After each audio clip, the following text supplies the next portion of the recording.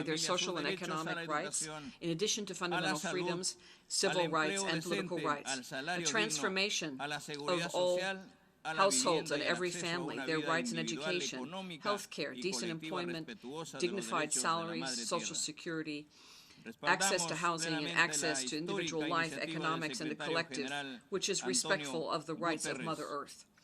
We also endorse the historic initiative of Secretary General Antonio Guterres to build a common agenda in the world, in a post-pandemic world, that would establish a new social contract.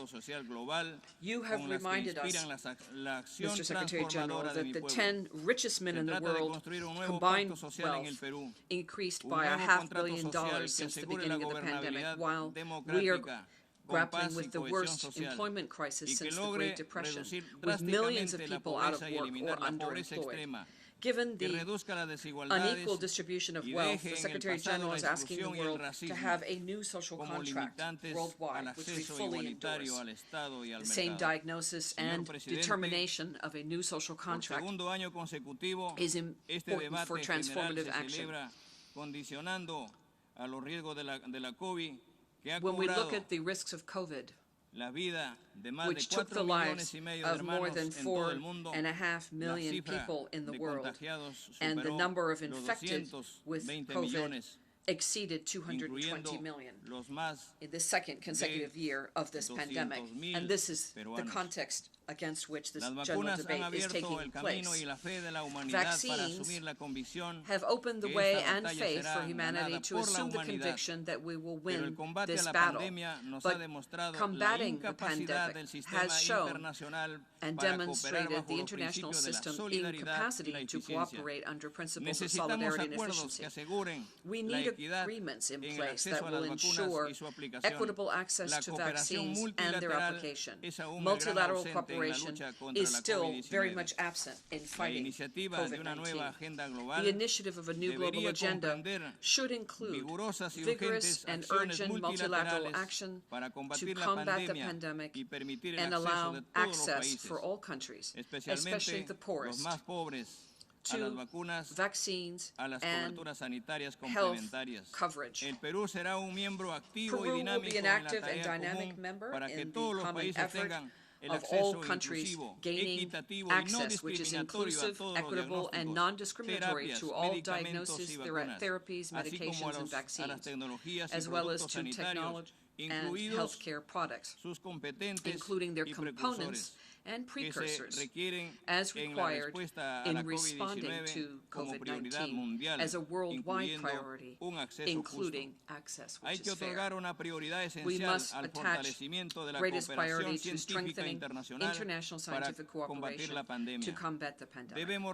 We must strengthen initiatives that have been developed with this view in mind, especially given that, I want to state on behalf of Peru the signing of a world agreement between heads of state and the owners of patents to guarantee universal access to the vaccine of all inhabitants of the planet without any privileges or discrimination. This would be a serious demonstration of our commitment to life and health for all peoples. Mr. President, it is necessary to adapt the Sustainable Development Goals to the new reality of the post-pandemic world. Peru has a foreign national policy which is decentralized, autonomous, which is geared to solidarity and cooperation with all entities, state entities and non-state. Social diplomacy is thus a priority for us, as it is today for the United Nations.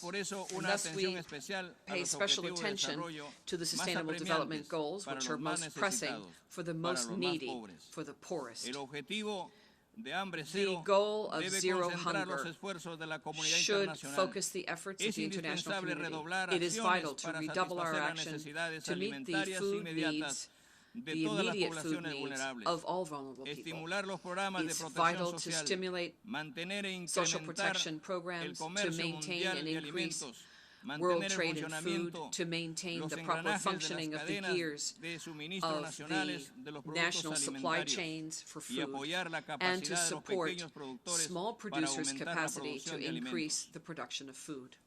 We are also committed to a social development policy which will allow Peru to meet the Millennium Development Goals, especially with regard to access to water, healthcare networks, reducing poverty, eliminating extreme poverty, reducing infant mortality, full access to health care, guaranteeing inclusive and quality education, obtaining gender equality, especially job creation and improving informal employment.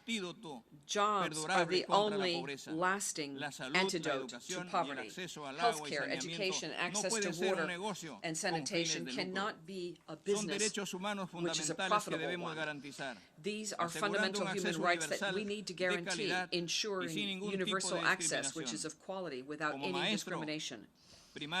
As a school teacher by profession, I must call the international attention to the millions of boys and girls and adolescents around the world who are not in school, who are not being educated, a situation which has been worsened by the healthcare crisis.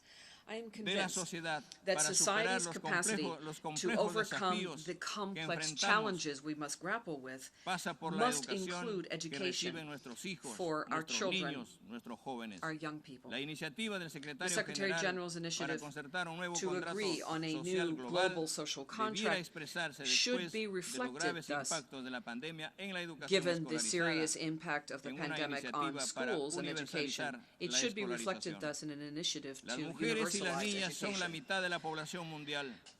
Women and girls account for half of the world's population. They are a strong, determining force with creative capacity, labor potential, economic and spiritual potential which must be unlocked for our societies. The new global social pact must be a leap forward in the effective exercise of rights for women. These are human rights, and they should go beyond recognition. They should be effectively enjoyed at all levels, local, regional, national, and worldwide. We must establish specific and concrete gender equity. We must eliminate all legal, social, and economic obstacles that hinder the empowerment of women and girls.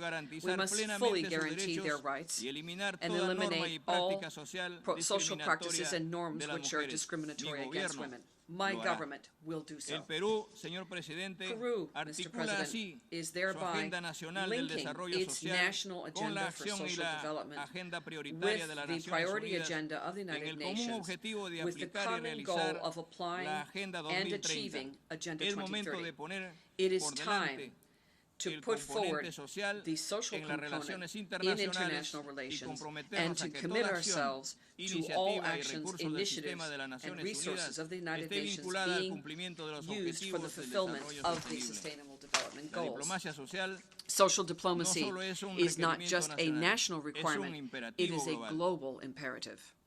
Mr. President, human action without respect for nature has led us to question the viability of the planet. Fighting climate change calls into question our consciences. Limiting increases of the temperature between 1.5 and 2 degrees, which is the goal that was set forth in the Paris Agreement, is a commitment in its very viability. Meanwhile, desertification continues to clear forests, especially in the Amazon, and the effects of climate change are increasingly devastating. The time has come to rethink our activities to achieve sustainable development in harmony with the planet, with a view to bequeathing a habitable world for future generations. Those countries that most pollute should imperatively meet their obligations. Peru has taken on the goal of becoming a country which is carbon neutral by 2050 and reducing greenhouse gases from 30 to 40%, thereby respecting what was projected for 2030. As an expression of its commitment to the health of the planet, my government will declare the national climate emergency.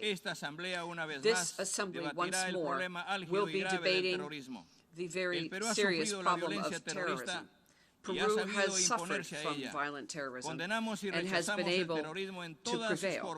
We are aware of, reject, and condemn terrorism in all of its forms, and we support any action to fight it.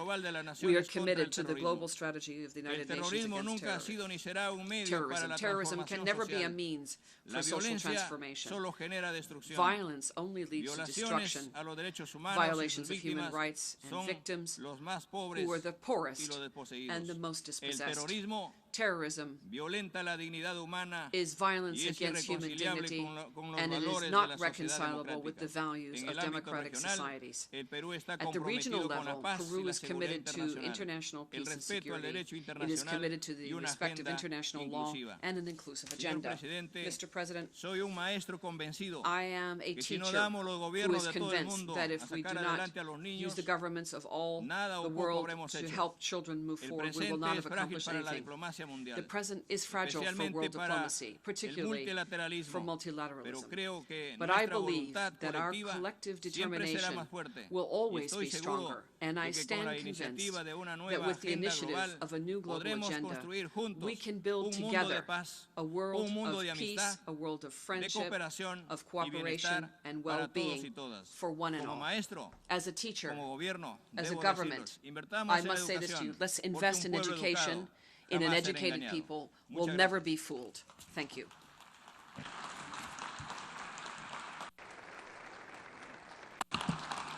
On behalf of the General Assembly, I wish to thank the President of the Republic of Peru for the statement just made, and I request protocol to escort His Excellency. I now give the floor to the distinguished representative of Turkmenistan to introduce an address by the head of state.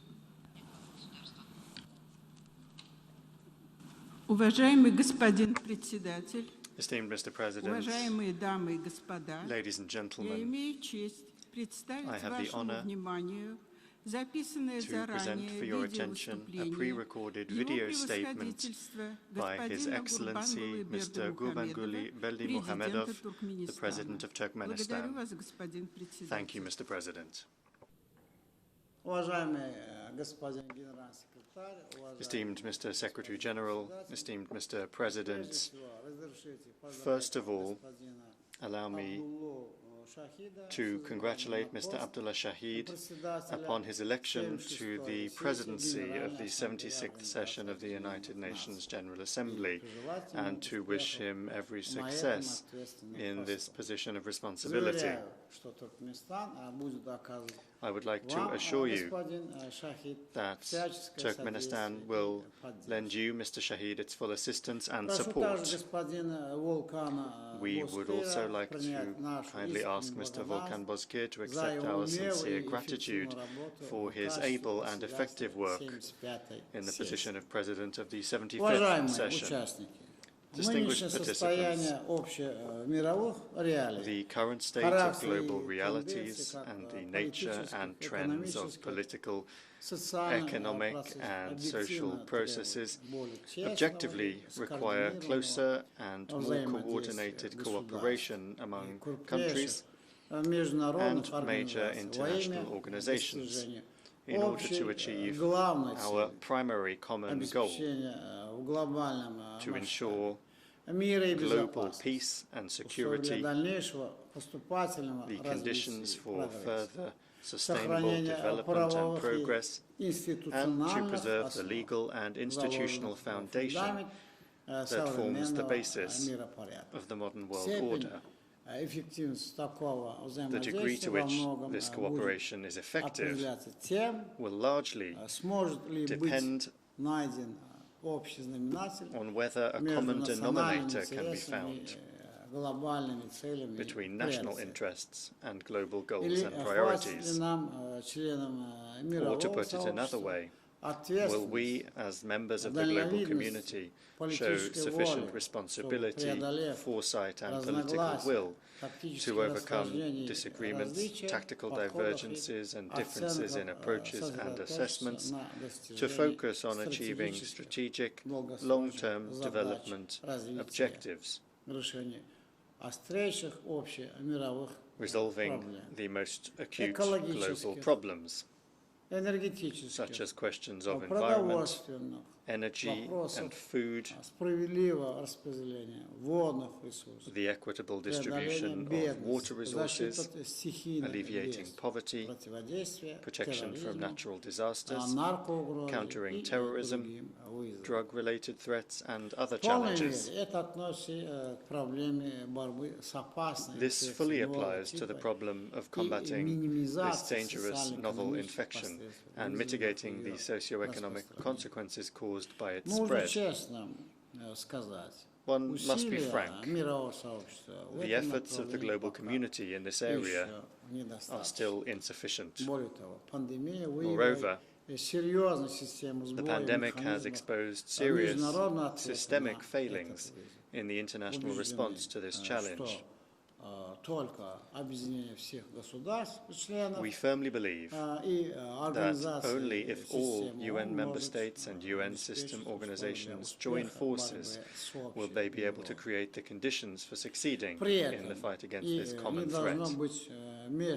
At the same time, the problem of the coronavirus should not be politicized, nor should it be used as a tool for exerting influence in relations between states. We underline that the main platform for multilateral dialogue to develop consolidated and mutually agreed responses to common challenges in the field of global healthcare is the World Health Organization. Turkmenistan will continue to promote its previously voiced initiatives aimed at intensifying multilateral cooperation in the area of science diplomacy.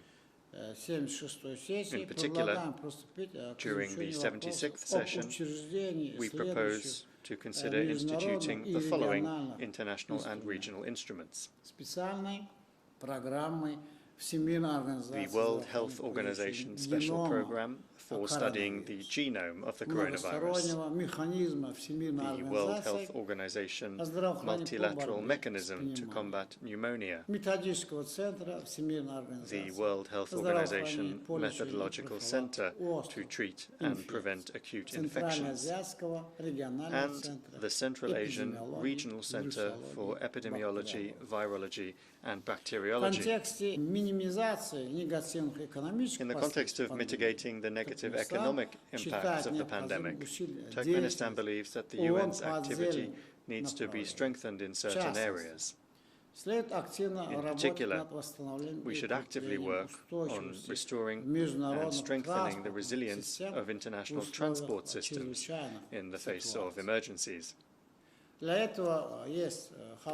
there is a good foundation for that, namely the UN General Assembly resolution strengthening the links between all modes of transport to achieve stable and reliable international transport for sustainable development during and after the coronavirus disease COVID-19 pandemic, adopted upon the initiative of Turkmenistan on the 29th of July 2021.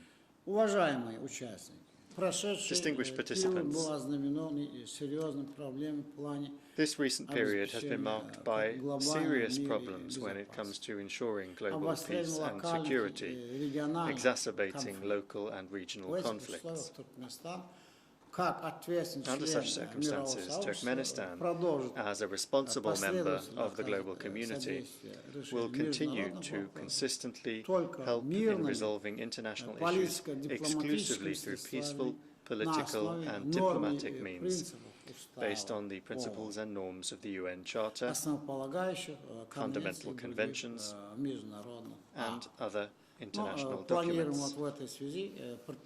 In this respect, we plan to take several practical steps to fully realize the potential of neutrality as an effective instrument for peacemaking and for reaching constructive consensus decisions, and in so doing, to implement the provisions of the UN General Assembly resolution, the role and importance of a policy of neutrality in maintaining and strengthening international peace, security, and sustainable development, which was adopted upon the initiative of Turkmenistan on the 7th of December 2020. As you know, this year was declared the Year of Peace and Trust by the UN General Assembly. As a country that was behind this decision, Turkmenistan has undertaken enormous international work aimed at strengthening a culture of peace and respectful dialogue, addressing the present lack of trust in international relations. Turkmenistan plans to round off the events of this Year of Peace and Trust by convening, in December this year, in Ashgabat, an international conference on the policy of peace and trust as the foundation of international security, stability, and development. We invite UN member states and international organizations to actively participate in this event. We nevertheless feel that the subject of trust and a culture of dialogue initiated this year should remain the focus of the world's attention and become a permanent element on the UN strategic agenda. In this context, and in order to develop dialogue mechanisms in Central Asia, Turkmenistan proposes drafting a General Assembly resolution entitled Strengthening Regional and International Cooperation aimed at ensuring peace, stability, and sustainable development in the Central Asia region. We believe that considering and adopting this document will help promote the practical implementation of international initiatives from the Central Asian countries that are reflected in the outcome document of the consultative meeting of the heads of state of Central Asia, which took place on the 6th of August 2021 in Turkmenistan.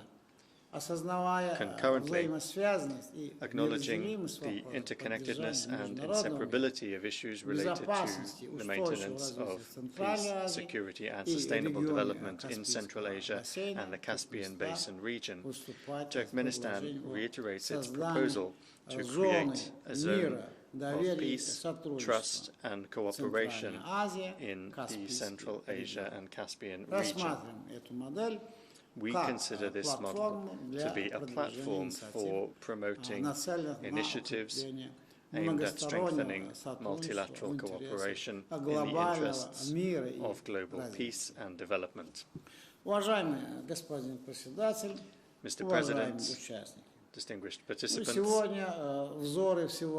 today the eyes of the world are fixed on Afghanistan. The situation there is not easy. The emerging institutions of power and society are extremely fragile, and therefore, when interpreting and assessing the situation in the country, we need to be extremely consistent, balanced, and responsible, both in words and deeds. The realities in Afghanistan have changed, and when coming up with approaches to Afghanistan, all ideological preferences, old grievances, phobias, and stereotypes should be set aside. We must instead first and foremost think of the Afghan people who are tired of war and turmoil and who are, of course, dreaming of a peaceful and calm life. When developing relations with Afghanistan, Turkmenistan always prioritizes the principles of friendship and good neighborliness, as well as the historical, cultural, and civilizational commonality of the peoples of these two countries. Our country has been and remains deeply interested in the political stability and security of Afghanistan and the well-being and unity of the fraternal Afghan people. We are thus firm supporters of resolving disputes through peaceful, political and diplomatic means. and we call for the quick normalization of the situation in Afghanistan and express the hope that the nation-state institutions will be able to work effectively for the benefit of and in the interests of the entire Afghan people. For its part, Turkmenistan will continue to provide comprehensive economic and humanitarian assistance to Afghanistan. We are also committed to finalizing ongoing projects and implementing new infrastructure projects in the areas of energy, transport, and communications with Afghan participation. We see this as an important condition for economic and social recovery in Afghanistan and its equal and mutually beneficial integration into global economic relations. Turkmenistan also remains ready as a neighboring state and a neutral state to promote the establishment of the necessary contacts and to help create the conditions for the restoration of peace, harmony and unity in Afghanistan. Distinguished participants, during this session, Turkmenistan looks forward to continuing a broad dialogue on achieving the Sustainable Development Goals. In our view, the main priority is effective collaboration and the practical compatibility of the global, regional and national instruments being used to implement the SDGs. We call for the active promotion of adequate financing for the 2030 Agenda for Sustainable Development. In this regard, we believe that it is necessary to organize another international conference on financing for development as soon as possible. We will continue to pay attention to and draw the attention of the global community to the issue of mitigating the consequences of an environmental and ecological disaster in the Aral Sea. During the upcoming session, Turkmenistan, together with its partners in the region, intends to pursue the creation of a UN special program for the Aral Sea basin. The humanitarian issue remains among our priorities when it comes to Turkmenistan's agenda for cooperation with the UN. As a member of the UN Commission for Social Development 2021 to 2025, Turkmenistan intends to strengthen its role as the main coordinating body for developing coordinated approaches and actions to global issues of social protection, youth affairs, strengthening the role of the traditional family, and in other areas.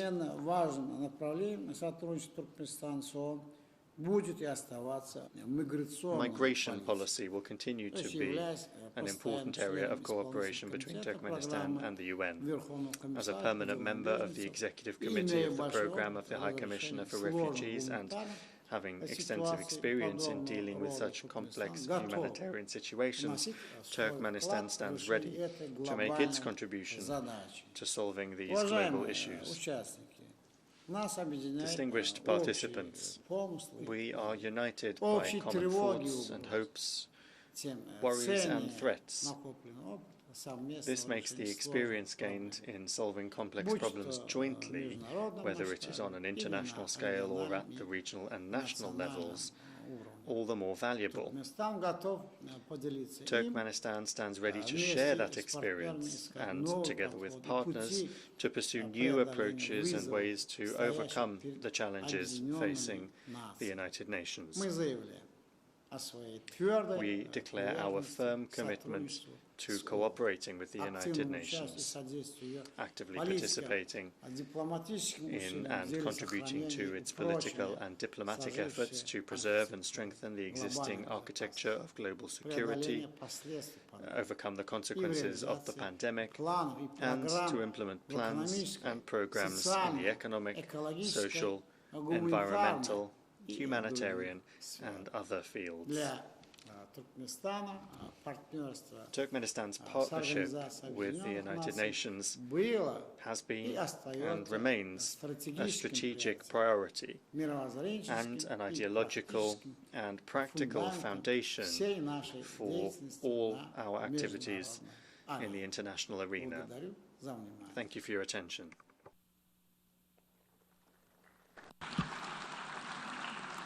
On behalf of the General Assembly, I wish to thank the President of Turkmenistan for the statement just made. The Assembly will now hear an address by His Excellency Sauli Niinisto, President of the Republic of Finland. May I request protocol to escort His Excellency.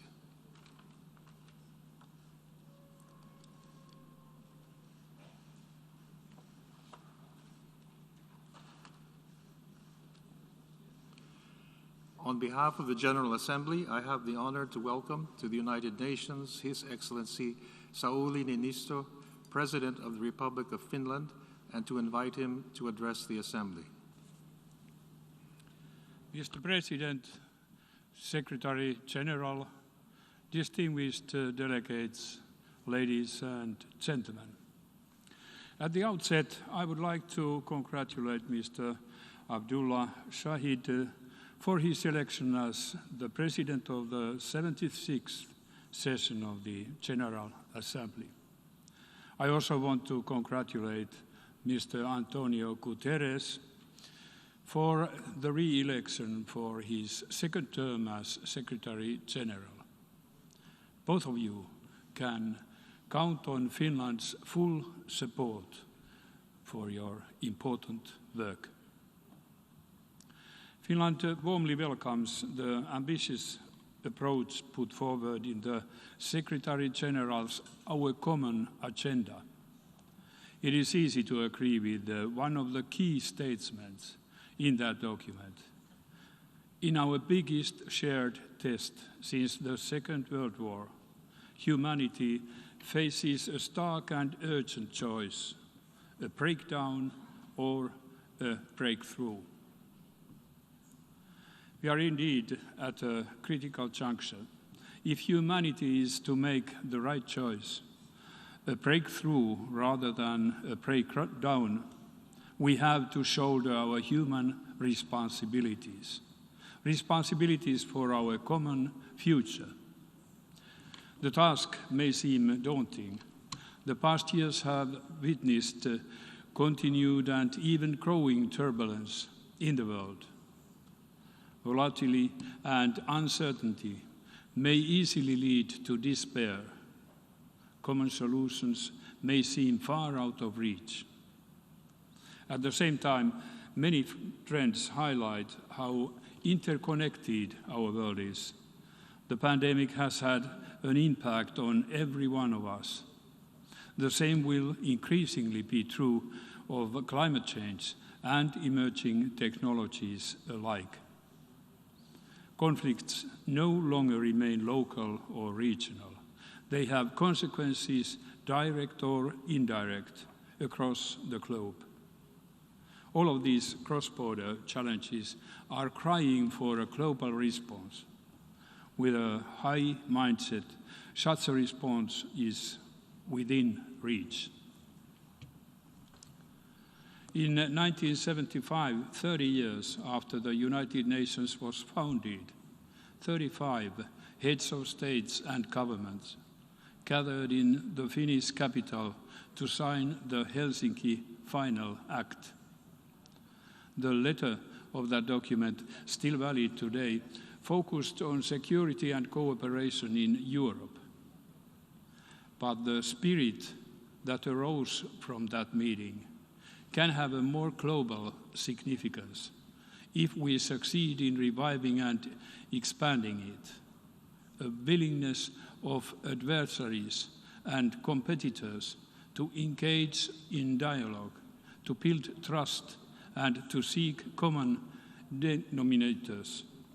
That was the essence of the Helsinki spirit. Its potential today is by no means limited to the OSCE area. It is precisely that kind of spirit that the entire world and the United Nations urgently needs. I'm convinced that the more we speak about the Helsinki spirit, the closer we get to rekindling it and to making it come true. And that will bring us closer to solving our common challenges together. Ladies and gentlemen, over a year and a half since its beginning, we still live in the shadow of the COVID-19 pandemic. Fortunately, there is now some light at the end of the tunnel in many countries. Yet we should resist the temptation to think about health security on a national basis alone. The scientific community has shown a better example than governments. To end this pandemic, the solution has to be global. For a global response to succeed, we need to ensure equitable access to effective remedies. Working through COVAX, Finland is strongly committed to vaccine solidarity. Global action is also needed in order to be better prepared for future pandemics. It is high time to take concrete steps to improve our common health security beyond the current challenges. To improve our resilience, we need a One Health approach, enhancing international collaboration on research and development, and exchanging information on emerging threats is vital. We must ensure the effective functioning of the multilateral global health institutions, such as the World Health Organization. We must also take pause to reflect upon the long-term ramifications of COVID-19.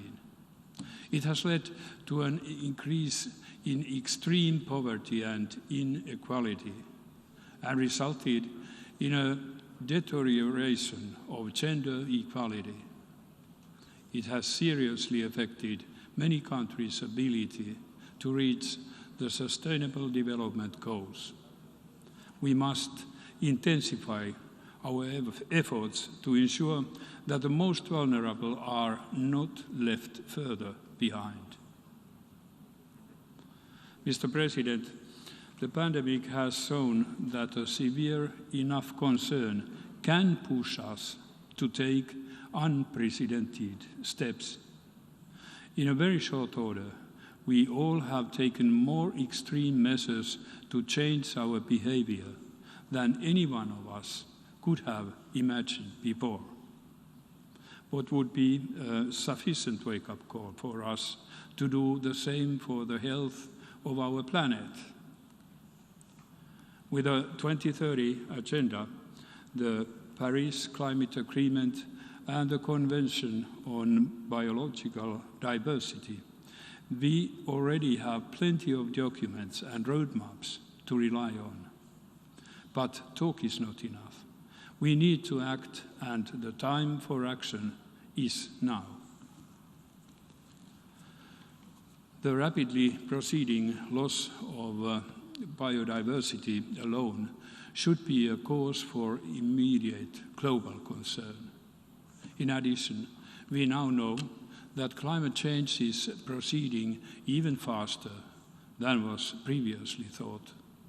According to the IPCC, we are likely to reach the 1.5 degrees temperature rise already in the early 2030s. It's not an exaggeration to say that we are facing a global climate emergency. And yet, that urgency is still not reflected in our deeds. The national determined contributions we, the signatures of the Paris Agreement, have made so far may still put us on a track of a 2.7 degree temperature rise by the end of this century. the consequences for the planet and for future generations would be catastrophic. We have to use the upcoming COP26 conference to put ourselves on a sustainable course.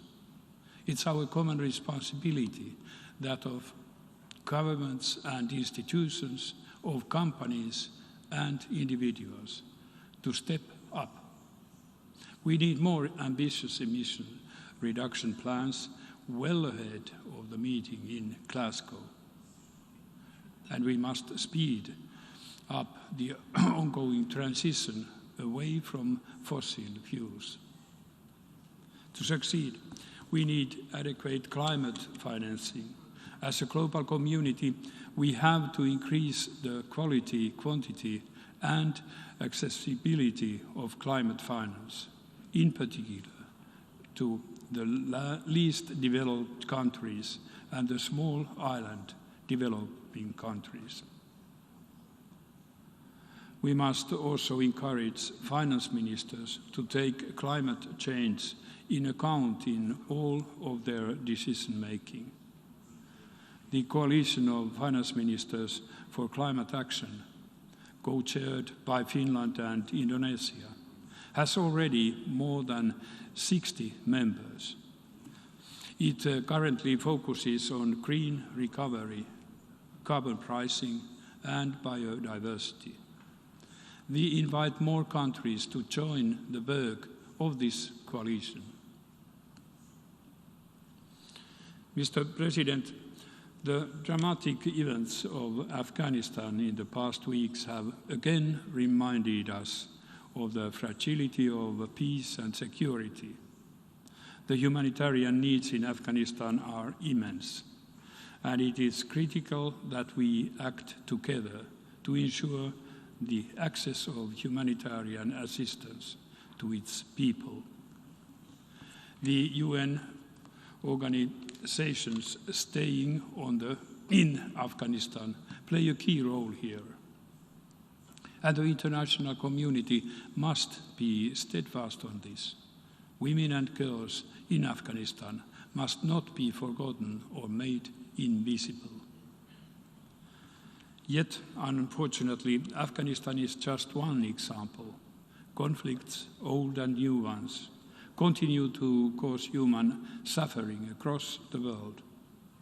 The diplomatic toolbox of the Charter needs to be used to its full potential, to build peace where needed, and to prevent conflicts where possible.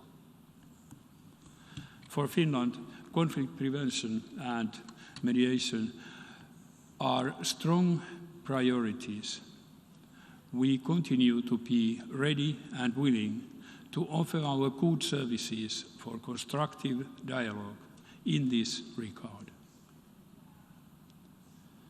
Mr. President, in its foreign policy, Finland has long underscored the importance of the universal and binding nature of human rights. Our own experience is that a society flourishes when everyone has an active, equal, and meaningful role in it. Finland is a candidate to the UN Human Rights Council for the period from 2022 to 2024. As a member of the Council, we will do our best to make our human rights priorities work for the benefit of peace, stability, and prosperity across the world.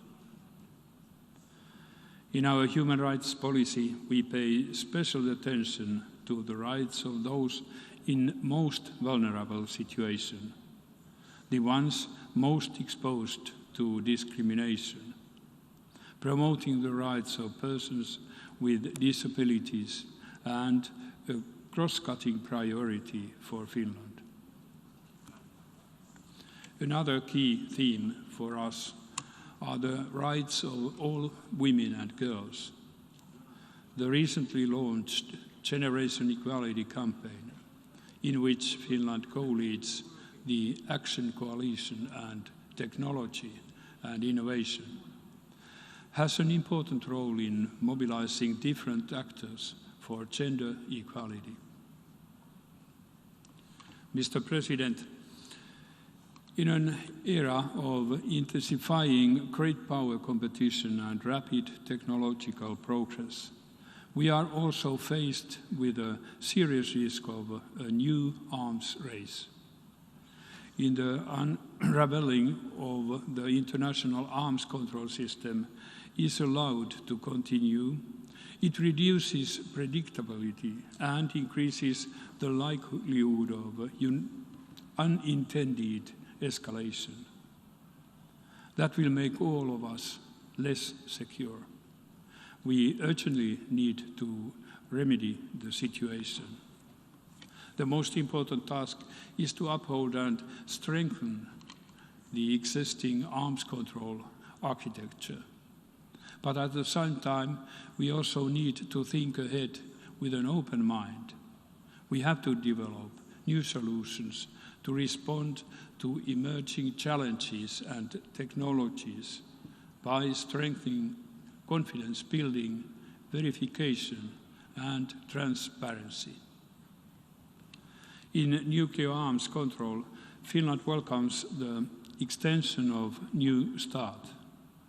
Yet it is also clear that engagement between all the nuclear powers would be beneficial for global security.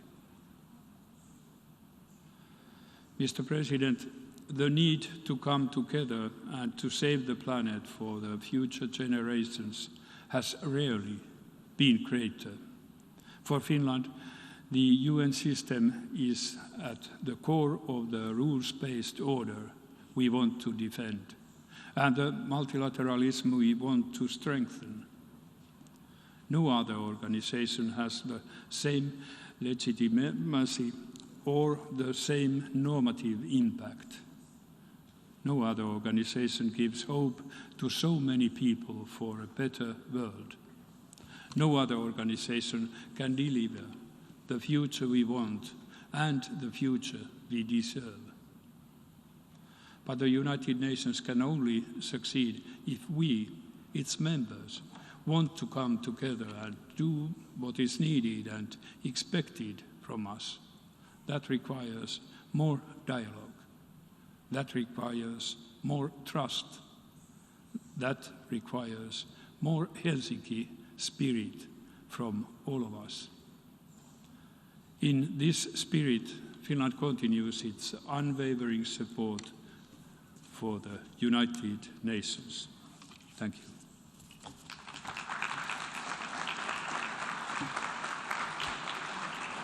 On behalf of the General Assembly, I wish to thank the President of the Republic of Finland for the statement just made. And may I request protocol to escort His Excellency.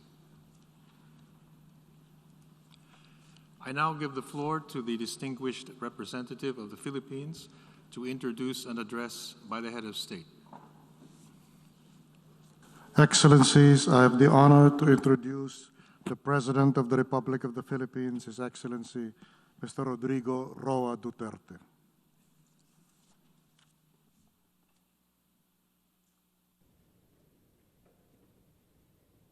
Mr. President, I congratulate you on your election and welcome your presidency of hope. Indeed, that is what we need in these challenging times.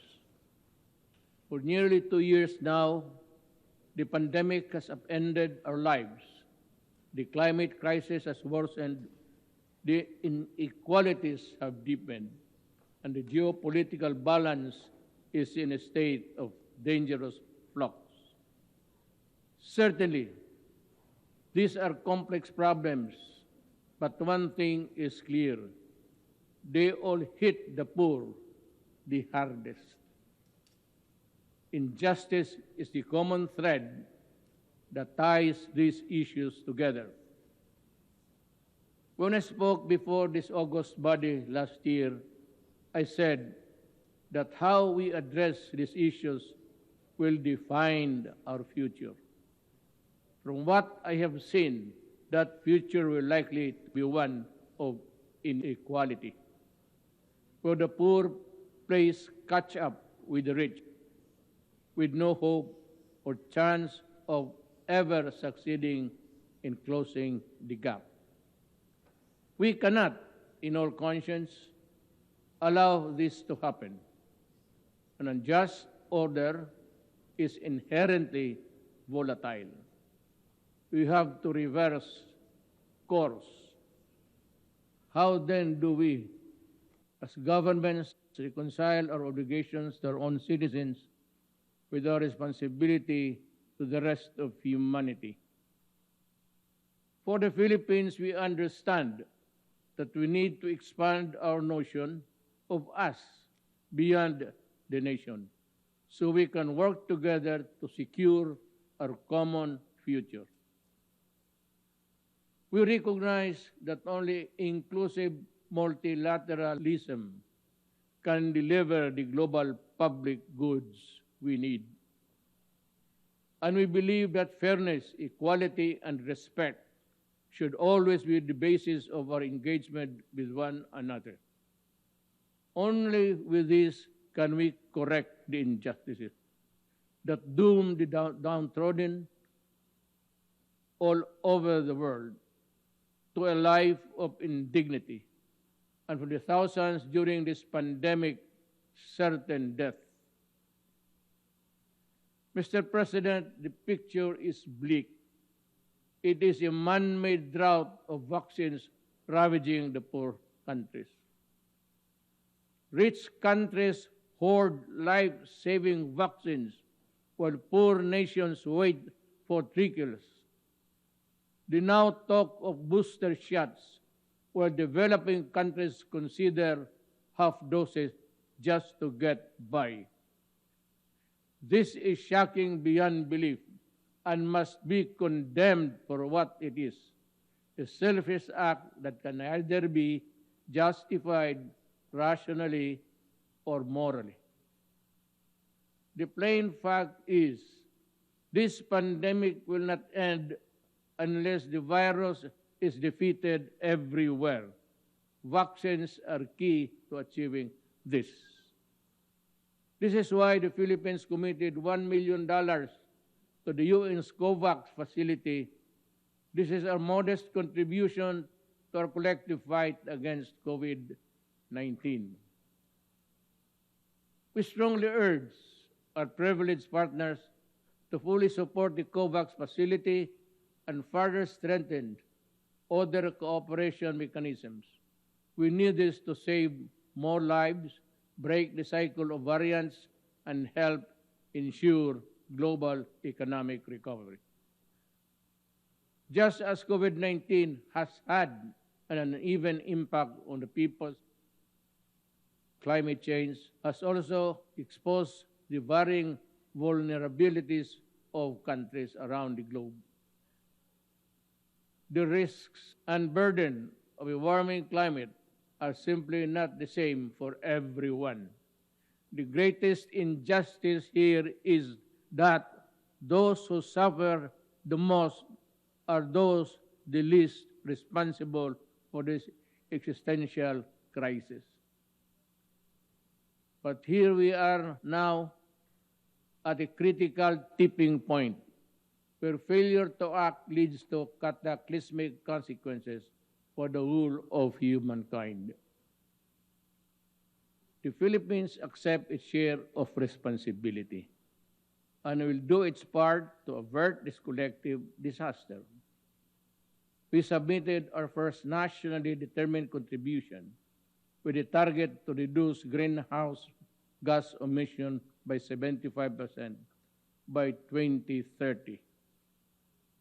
I issued a moratorium on the construction of new coal power plants and a directive to explore the nuclear energy option.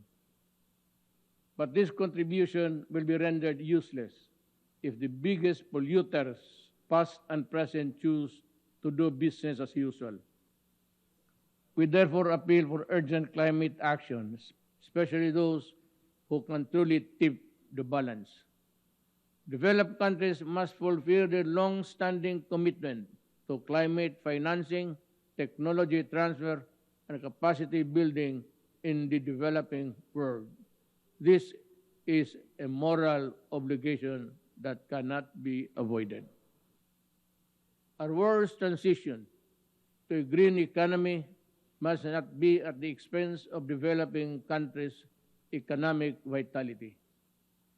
It simply cannot be, or it would be another travesty of justice.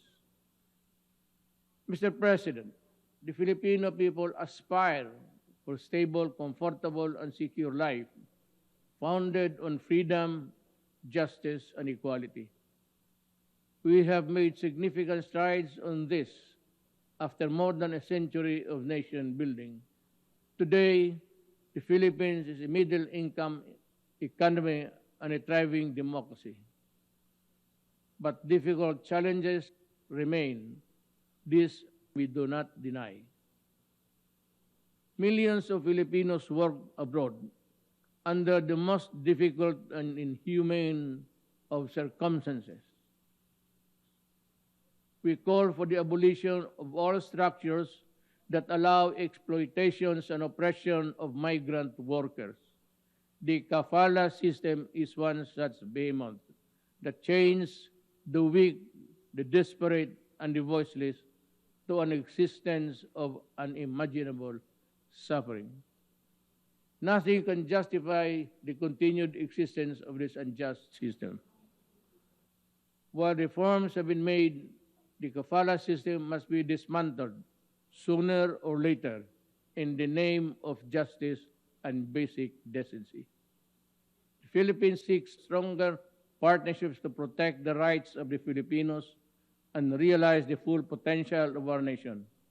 But let me be clear. What we mean is partnership that respects our people's agency. Let me say this again. My government has a mandate and obligation to my people. We will deal with all criminals, including terrorists, with the full force of our laws. The Filipino people want to live in peace, security in their homes and communities, free from harm and danger from the lawless. But achieving this goal has not been without challenges. I say this in no uncertain terms. The law applies to all. I have instructed the Department of Justice and the Philippine National Police to review the conduct of our campaign against illegal drugs. Those found to have acted beyond bounds during operations shall be made accountable before our laws. We have recently finalized the United Nations, our joint program of human rights. This is a model for constructive engagement between a sovereign member state and the United Nations. Meaningful change to be enduring must come from within. The imposition of one's will over another, no matter how noble the intent, has never worked in the past, and it never will be in the future. How many more countries shall be made to unravel and descend into chaos before the powerful heed the simple lesson? In dealing with complex problems in nation building, let us consider pragmatic approaches that square ideals with reality. Sure, they may lead us to imperfect solutions, but solutions nonetheless that actually work. We will pay the price for the misadventure of the few that spiral into humanitarian disasters. The Philippines, in line with its long-standing humanitarian tradition, has opened its doors to Afghan nationals, especially women and children fleeing the conflict. As one global community, we must do our utmost to help the Afghan people and all those who continue to suffer. For the Rohingyas, I have instructed our Department of Justice to work closely with the UN High Commissioner on Refugees to prepare a cooperation program for a specific number of Rohingyas consistent with our capacities. The Philippines has limited resources during these extraordinary times. But what we can do for humanity and will uplift human dignity, we will. Mr. President, in a period of profound geopolitical change, it is vital that all countries, big and small, commit to the rule of law fully and firmly. For a world without law is a world of disaster, where the weak is at the mercy of the strong. There can therefore be no other acceptable basis for a global order but the law. We must resolve disputes peacefully, as we manifested in the Manila Declaration of Peaceful Settlement of International Disputes. The Philippines is one with the ASEAN and other stakeholders in ensuring that the South China Sea remains a sea of peace, security, and prosperity. The 1982 UNCLOS and the 2016 Arbitral Award of the South China Sea provide a clear path towards a just, fair, and win-win solution for all. The award must be seen for what it is, a benefit across the board to all who subscribe to the majesty of the law. No amount of willful disregard by any country, however big and powerful, can diminish the arbitral award's importance. Mr. President, we face multiple crises that demand effective global governance. Yet our institutions, including the United Nations, have proven to be inadequate. The UN is a product of an era long past. It no longer reflects the political and economic realities of the world. Democracy and transparency are concepts that reverberate in the halls of the UN. But ironically, the Security Council, the pinnacle of UN structure, violates every tenet of these values. It is neither democratic nor transparent in its presentation and processes. Many member states have spoken firmly, and we agree this simply is not right. If the UN is to lead the world out of the many crises we face, things need to change. The UN must empower itself by reforming itself. Therein lies the hope of humanity. Thank you.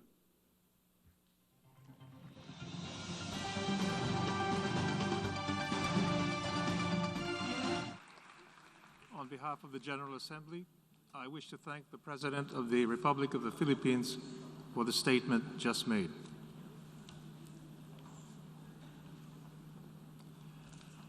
I now give the floor to the distinguished representative of Rwanda to introduce an address by the head of state. Mr. President, it is my distinct honor to introduce a pre-recorded statement by His Excellency Mr. Paul Kagame, President of the Republic of Rwanda, on the occasion of the general debate of the 76th session of the UN General Assembly. Thank you.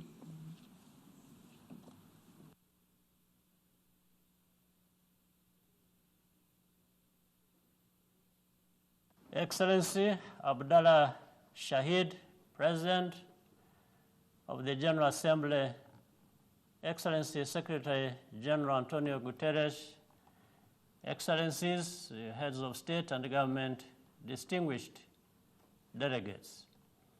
Fighting the COVID-19 pandemic has challenged the international system like never before. However, alongside unfortunate examples of inequality, we have also seen evidence of the spirit of global solidarity and fairness, exemplifying the best values of our organization. The COVAX mechanism, despite its limitations, is one such case. Without this system, Africa's vaccine deficit would be even more severe. But we can and must do more to speed up vaccine distribution in Africa. Doing so benefits the entire world. The positive steps from various partners and companies toward building local vaccine manufacturing capacity is also very welcome. We must harness this positive momentum to build long-term pandemic resilience where it is needed most. The cooperation at the G7 and the G20 to issue new special drawing rights is another positive example. A further voluntary reallocation of new SDRs to countries that need them most will help create the physical space required for a faster and more equitable recovery from the pandemic. Nevertheless, the world is seriously off track with the Sustainable Development Goals. In fairness, we were behind schedule with the SDGs even before the pandemic hit. But there is now increased attention to figuring out how to refocus our efforts and catch up. We need to convert this sense of urgency into a durable political commitment to achieving the SDGs. That commitment must put climate change mitigation at the center of our efforts. The severity of weather-related disasters is increasing year by year. We cannot afford for the result of COP26 in November to be inconclusive or divisive. We also need to re-emphasize the importance of citizen-centered governance and accountability. This not only guarantees well-being and material progress, but also security, stability, and confidence in the future. The extremist ideologies that drive terrorism and genocide must be named, identified early, and dismantled without ambiguity or hesitation. On that, we cannot afford to play politics. I wish to conclude with a strong endorsement of the Secretary General's report on our common agenda. The Secretary General is right to warn of a possible breakdown in the multilateral system in the face of the COVID pandemic, worsening conflict, the climate emergency, and chronic poverty. This would have disastrous consequences for all of us, and the risk should be taken seriously. The Secretary General's action plan merits our full support, particularly the need for a global vaccination plan, a renewal of trust between governments and citizens, more focus on the needs of youth, and a rejuvenated commitment to fact-based reasoning and science. Whether we are able to convene physically for the 77th General Assembly in 2022 or for the Secretary General's proposed summit of the future depends on the actions we all take in the coming months. With determination and focus, it can be achieved. Thank you for your kind attention.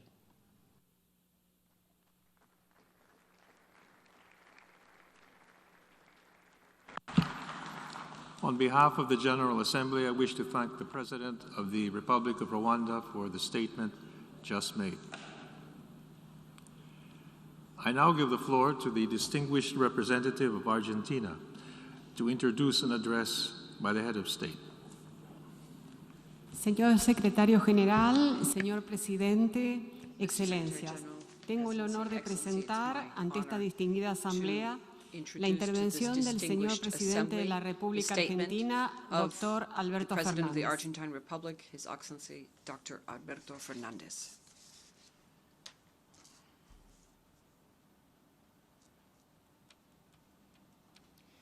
I come to this august forum at a unique time for mankind, where we are grappling with a triple pandemic with common roots: the pandemic of global inequity, the pandemic of climate change, and the pandemic of COVID-19. This is not a mere change of trend. This is a real change of era. The scream of a wounded earth, which goes with the scream of entire peoples submerged in backwardness and a lack of protection. The pandemic has revealed the globalization of injustice. At the same time, it has pulled back the veil on the vulnerability that goes beyond all frontiers. Also, the pandemic has awakened the risk of greed, slowness to offer solidary responses to global problems. And this is why I want to stress before this assembly our conviction that the vaccines against COVID-19 must be global public assets. Argentina celebrates the proposal of patents in the context of the WTO with a view to contributing to promoting production, competency, and local development of vaccines. With public policies focused on decisive support to research and development, from our country, we have managed to integrate ourselves to the global productive change of 2 international vaccines, and we now have production capacity of the entire cycle, which enables us to incorporate new developments. Of course, this is also now about not just addressing the consequences of the pandemic in healthcare terms, but also focusing on it in terms of reconstructing the social and economic situation, which goes hand in hand with caring for our common home, the planet. Our commitment to the Paris Agreement is full, with a transition towards renewable energies, the adoption of clean technologies for reduction of methane emissions, eradicating illegal deforestation, and the restoring of our ecosystems. All of these commitments are a step more towards a path for our country which is consistent with the goal of 1.5 degrees Celsius and carbon neutrality by 2050. But I'd also like to stress here that none of this will be possible if we do not address the Damocles sword of global inequity, the reconfiguration of the international financial architecture. As was said by the Secretary General, it's quite frankly painful that in 10 years we have not been able to make concrete the commitment of providing $100 billion for developing countries for action against climate change. Climate justice will be a mere chimera without financial justice and positive global imposition, which would contribute to real social justice. And much more so in the context post-pandemic, when the latent risk of a debacle, which would be generalized in the form of external debt for developing countries. Latin America and the Caribbean, for example, set aside 57% of their exports for the servicing of the external debt. And I mention the topic of the foreign debt, which is particularly painful for Argentina. Argentina, which is a country which has been subject to toxic and irresponsible indebtedness with the International Monetary Fund.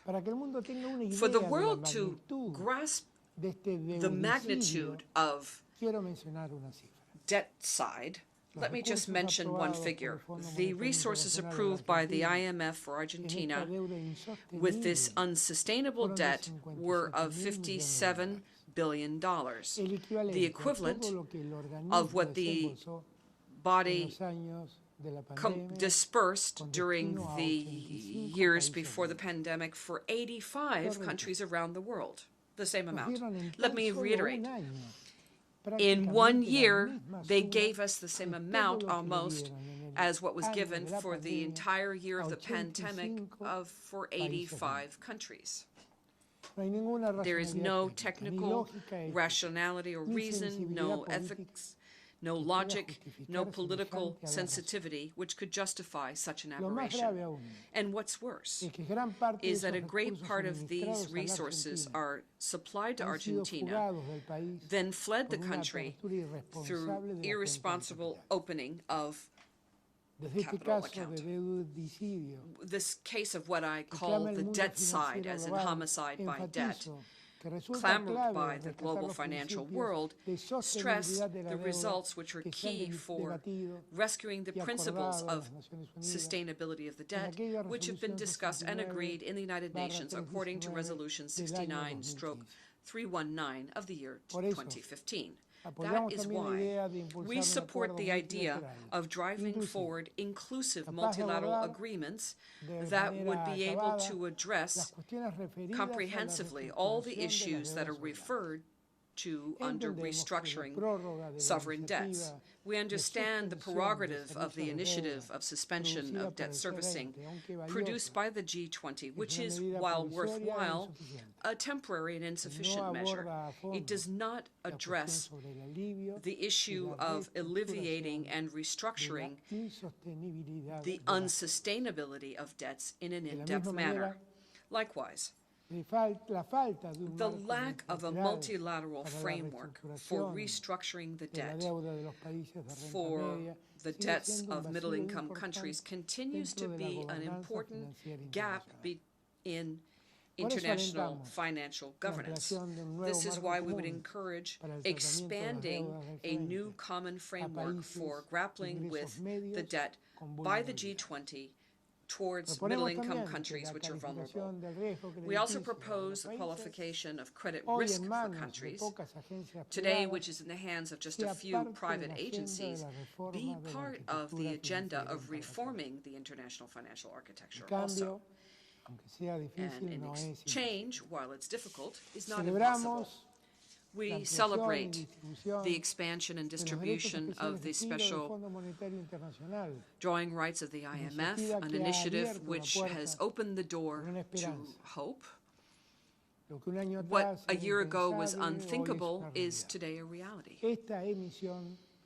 The issuance of the SDRs should provide a great environmental solidarity pact, which would include low-income countries as well as middle-income countries who are highly vulnerable, both in terms of climate and finances. It would be a pact or a covenant that would make it possible to extend the timelines for payment of debts and application of lower interest rates under current circumstances of financial stress, health stress, and environmental stress. We must promote financial systems which are sustainable, that promote mechanisms for payment and servicing which are ecosystems and involve the concept of environmental debt. The debt by climate is a virtuous step that we must take in the right direction. Capitalization of multilateral development banks, applying resources based on countries' contributions is also an urgent task. It's necessary also to deepen the discussion on a new minimal global tax.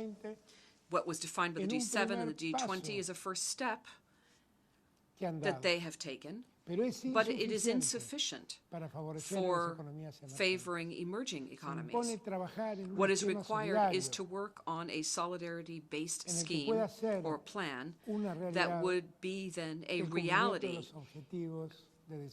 and make it a reality to actually fulfill the Sustainable Development Goals. Distinguished colleagues, the crisis of COVID-19 is also a crisis of human rights. The pandemic has made more acute violence against women, exacerbated stigmatization of migrants, Afro-descendants, ethnic minorities, LGBTIQ plus persons, senior citizens, persons with disabilities, and it has led to a huge impact on indigenous peoples. We have the challenge before us of building a new beginning for more fair, inclusive, and equal societies. Prevention and early warning of situations that could lead to massive violations of human rights, or early warnings of crimes against humanity or genocides, should be one of the major efforts of the United Nations. Argentina is firmly committed to advancing towards universalization of the International Convention for the Protection of All Persons Against Forced Disappearances, which is a crucial instrument to fight impunity. Currently, we are working along with France on a third campaign of universalization of the convention so that more states will ratify it, with a view to achieving 100 ratifications by the year 2025. Argentina also assumes with responsibility historical demands in terms of the women's movement and diversity. This is a commitment that's reflected nationally, and its maximum expression is the creation of the Ministry of Women, Gender, and Diversity.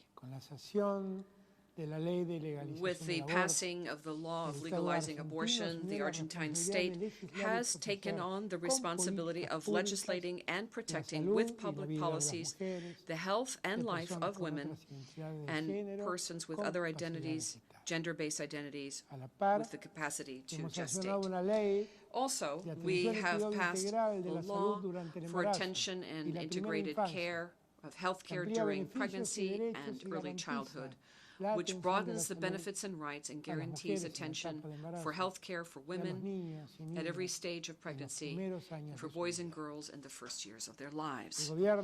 The Argentine government decided to reinforce attention for women who are victims of violence, and at the same time it has enacted legislation with a gender focus and worked on it in the area of labor and social policies. It is also promoting shared responsibility with a more fair distribution of tasks in terms of care.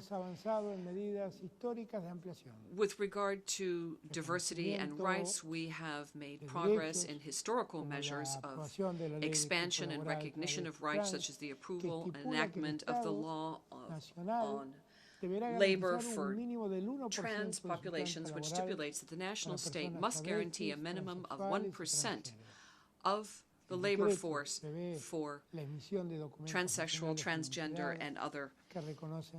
And the decree provides for the emission of national documents, identity documents that would recognize non-binary identities. May I now turn to the scourge of terrorism. Argentina would like to highlight the work of the Office of the United Nations Against Terrorism and in its support of states in applying the global strategy, irrespective of respecting international law and human rights, international humanitarian law, and the international law of refugees. 27 years after the attack on the Mutual Association of Argentine Israelis, we see a continuation of the policy that began in this area in 2003 and which continued subsequently to require the authorities of the Islamic Republic of Iran to cooperate with the legal authorities in Argentina to make progress in the investigation of the attack. We would reiterate our request to the international community to meet with the requirements set forth in red cells, Interpol, and the possible presence of an accused on their territories, something that Argentina has never stopped claiming. Colleagues from around the world, with regard to the Summit on Food Systems, an event which I would like to applaud, I must say that the topic, in my view, is of the greatest importance, not just for Argentina, but for all of us, given our condition of producers and exporters of healthy food, nutritious food for the entire world. We believe that the transition towards sustainability of production systems of food needs to be gradual and according to the form and time as decided by each country based on its productive economic and social reality. There is no single model for development that serves all nations of the world. So it is key to have an inclusive vision of sustainability for food systems with solutions that are adapted to the realities on the ground, social needs, and with the backing of sound scientific evidence. Finally, I would now like to turn to a topic which is of the greatest importance for our nation. The Republic of Argentina reaffirms its right of legitimate sovereignty which are unavoidable with regard to the Malvina Islands, Georgia to the south, Sandwich to the south, and the surrounding maritime space, which are part of the Argentine national territory. These territories are currently illegally occupied by the United Kingdom and have been since for some 188 years now. There is no reason, except the intention of the United Kingdom to maintain the clearly colonial and illegitimate situation so that a bilateral dialogue on the Malvinas issue is not resumed.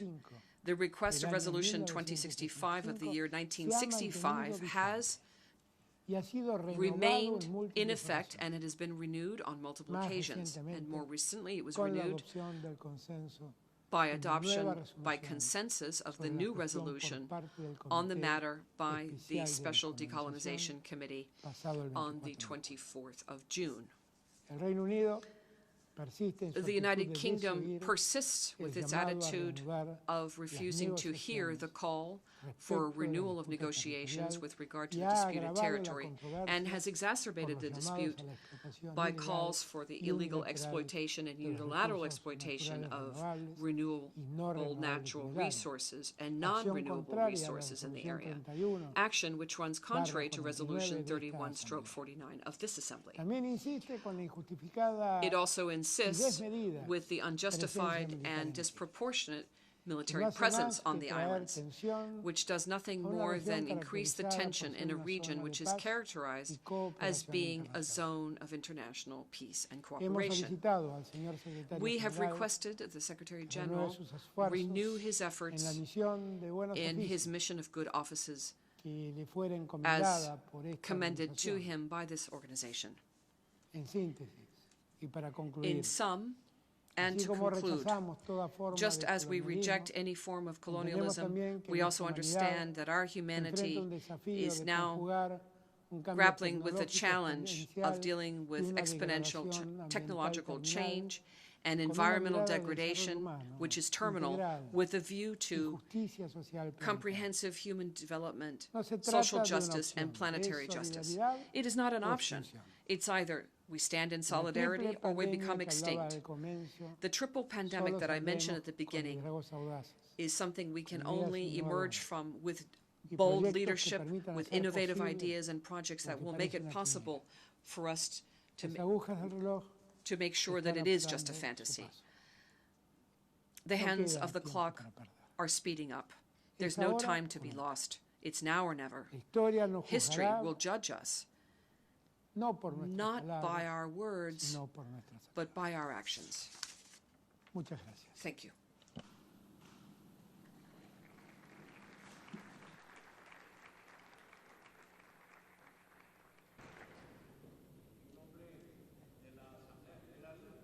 Microphone for the speaker, please.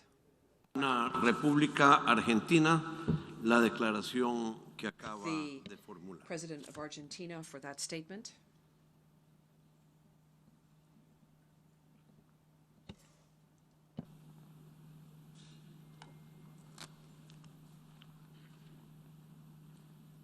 La Asamblea The Assembly will now hear a statement from His Excellency Klaus Werner Iohannis, President of Romania. I ask protocol to accompany His Excellency.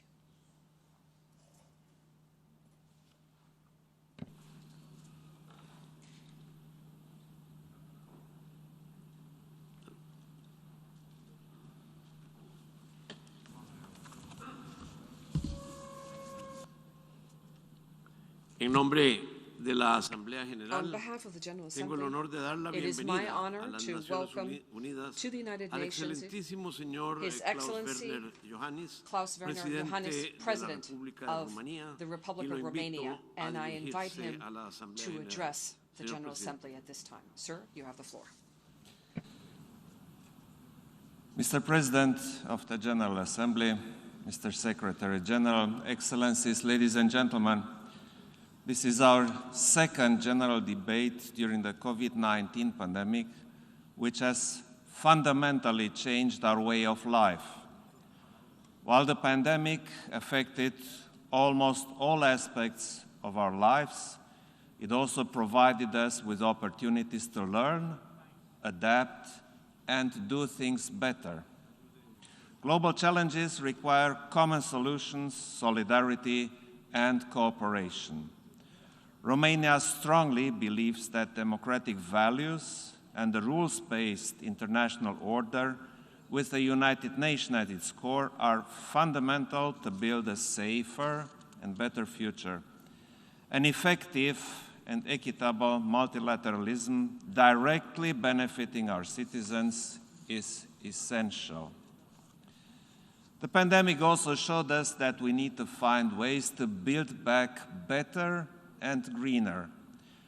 We must recommit to achieving sustainable economies as well as resilient, fair, and inclusive societies where no one is left behind.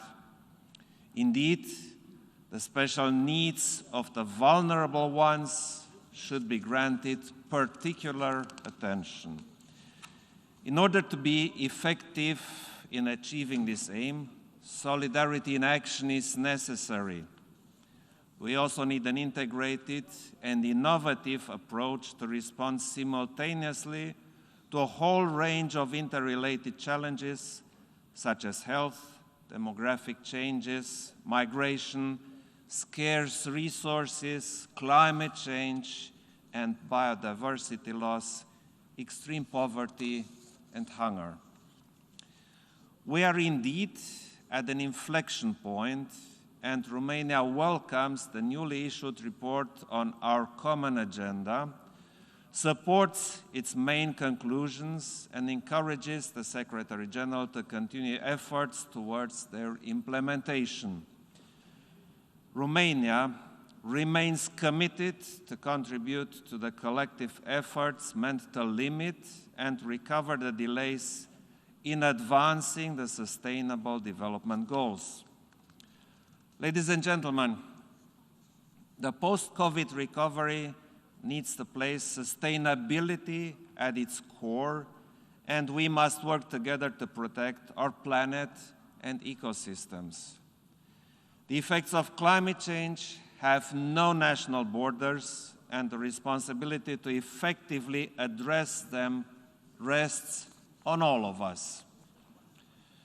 Working with other states and international organizations to respond to climate change is a priority of my current mandate as President of Romania. 2021 should bring a leap forward in preventing climate change and protecting biodiversity. Recently, we have also witnessed the potential and the challenges of digital technologies. We must ensure meaningful and safe access to the internet, strengthen cybersecurity, and promote responsible behavior in the cyberspace while addressing the digital spread of hatred and disinformation. Bucharest brings its contribution by hosting the European Cybersecurity Center, which will improve cyber resilience and cybersecurity research across the European Union. The pandemic has also prompted us to act together to consolidate our national health systems and make them more resilient. An urgent priority is to ensure equitable and affordable global access to vaccines and treatments for COVID-19. Romania reaffirms its support for the COVAX facility, and we have contributed to the Team Europe approach to help various countries to tackle the impact of the pandemic. Romania fully supports the adoption of an international legal instrument for pandemic preparedness and response. Ladies and gentlemen, the primary responsibility for the protection and promotion of human rights lies with our states. We must all ensure that restrictions related to COVID-19 do not exacerbate rights violations. Romania remains strongly committed to the promotion and protection of human rights worldwide. My country promotes the imperative of combating discrimination and hate speech, including anti-Semitism. We have adopted this year the first Romanian national strategy for preventing and combating anti-Semitism, xenophobia, radicalization, and hate speech. Romania will continue to work towards these objectives, including by pursuing a mandate to the Human Rights Council for the term 2023 to 2025. Ladies and gentlemen, the COVID-19 pandemic has made humanitarian intervention even more difficult. Nevertheless, common international action to guarantee human security is needed, as no one is safe until everyone is safe. Romania has included the refugees and persons at risk in the national public health coverage. We have provided them with access to all necessary medical facilities and immunization campaigns, including against COVID-19. Nowadays, we all look to Afghanistan, and the most pressing issue is the safe passage for the Afghans who are willing to leave. We have recently welcomed vulnerable groups of Afghan citizens to Romania, ensuring that human rights, especially the rights of women, children, and minorities, are respected is also essential. We also have to make sure that humanitarian assistance can be delivered. Ladies and gentlemen, as Presidency of the Community of Democracies, Romania will continue to work towards upholding all democratic principles. We thus encourage all states to ensure the proper functioning democratic institutions, uphold respect for the rule of law, and guarantee the fundamental rights and freedoms. Distinguished audience, armed conflicts, ethnic divide, and inequalities are still harsh realities. It is the right time to turn the COVID-19 crisis and its security impact into an opportunity to revitalize the peace and security agenda with renewed emphasis on conflict prevention and the consolidation of peace processes. The protracted conflicts in Romania's vicinity continue to threaten Europe's security. Romania supports the lasting peaceful resolution of these conflicts through political negotiations in the framework of their dedicated formats. Ladies and gentlemen, we must step up and confront the global threat of terrorism by acting in a coordinated manner. Romania maintains its full commitment to preventing and combating terrorism at the international level, building upon the newly reviewed global counterterrorism strategy. The concept of resilience is an important component of our security, as well as a key factor in protecting democracy. For Romania, ensuring strategic resilience, both at state and society level, is a priority. And this is highlighted by the Euro-Atlantic Center for Resilience, which we created in Romania.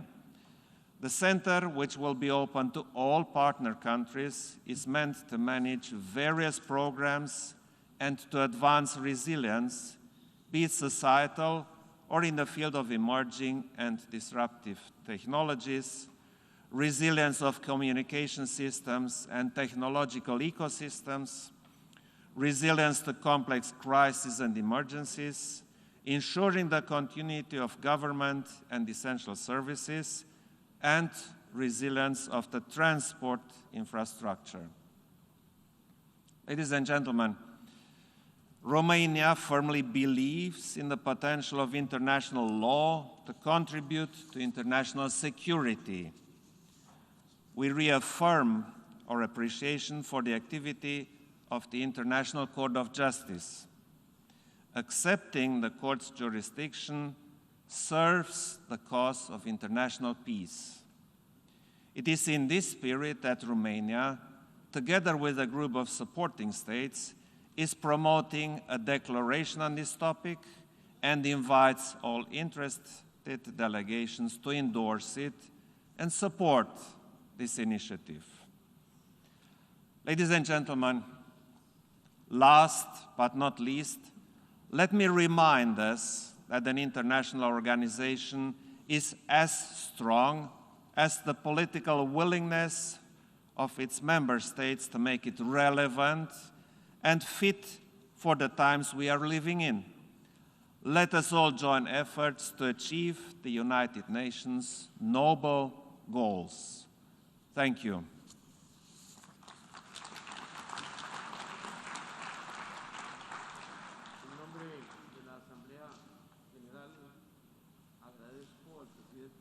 De Rumania, la declaración que acaba de formular. I'd like to thank Romania for the statement just made, and I would ask the conference officer to escort His Excellency.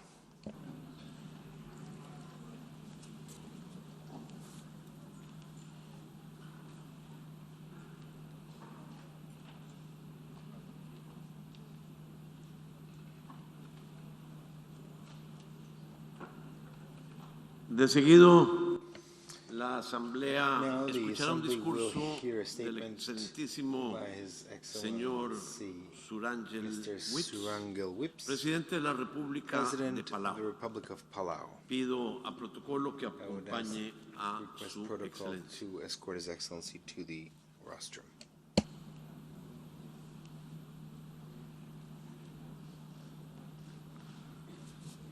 En nombre de la Asamblea General, tengo el honor de dar la bienvenida a las Naciones Unidas al excelentísimo señor Surangel Whips, presidente de la República de Palau.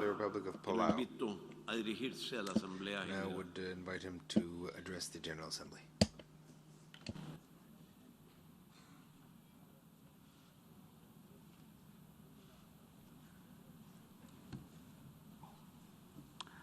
Mr. President, Mr. Secretary General, Excellencies, ladies and gentlemen, it is a privilege to speak before this esteemed body for the first time.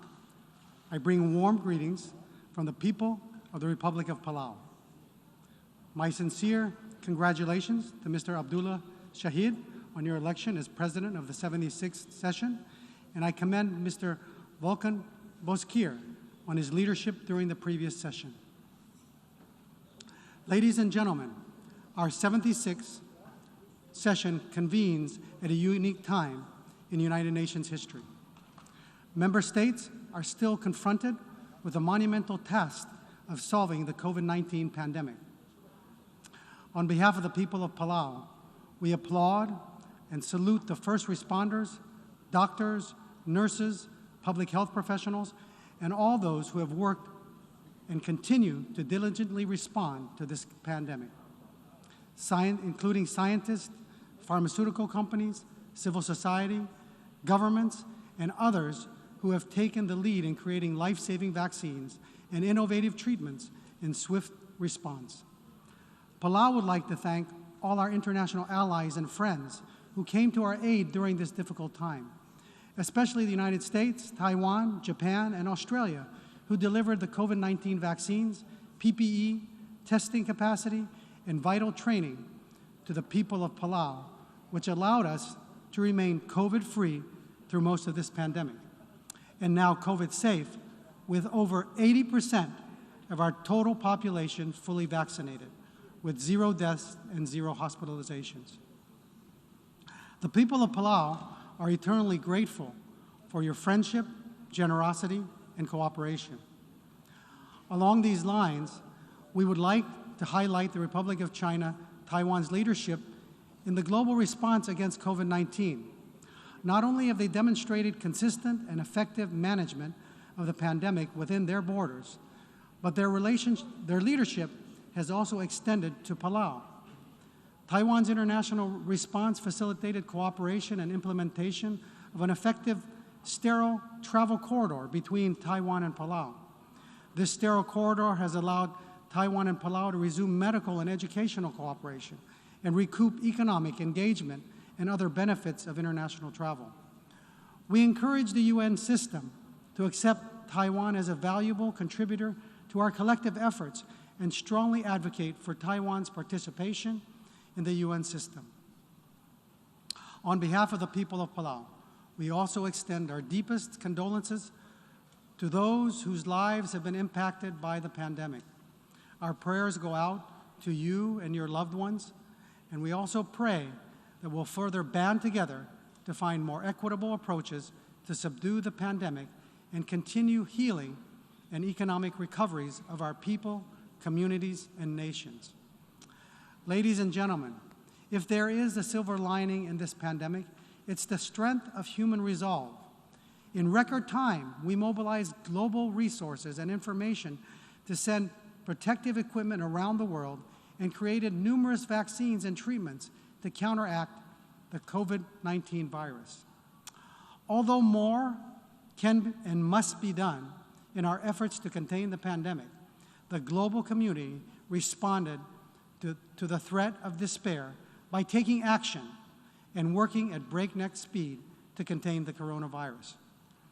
Today, I ask the global community to take the same level of urgency and bold action into responding to the existential threat of climate change. In April of this year, Palau, which historically is outside the typhoon belt, was hit by Typhoon Surigay, our third typhoon since 2012, which damaged 20% of our homes, destroyed major infrastructure, including our aquaculture facilities. It also destroyed millions of dollars of crops and wreaked significant havoc on our reefs and corals, and consequently undermining our Palau's food security. This is particularly notable because Palau and other SIDS depend on imported highly processed food products due to the lack of economies of scale as a result of our small population, resulting in a significant increases in our NCDs among our people. And while there is potential for increased local production, our efforts are hampered by the adverse impact of climate change, including sea level rise, typhoons, droughts, and other stress on marine and terrestrial ecosystems. The gradual destruction of climate change has allowed us to be complacent and respond mostly by kicking the can down the road.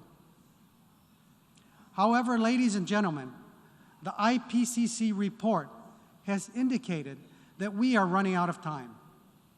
Simply put, we must act now to ensure our children inherit a healthy and reliable future.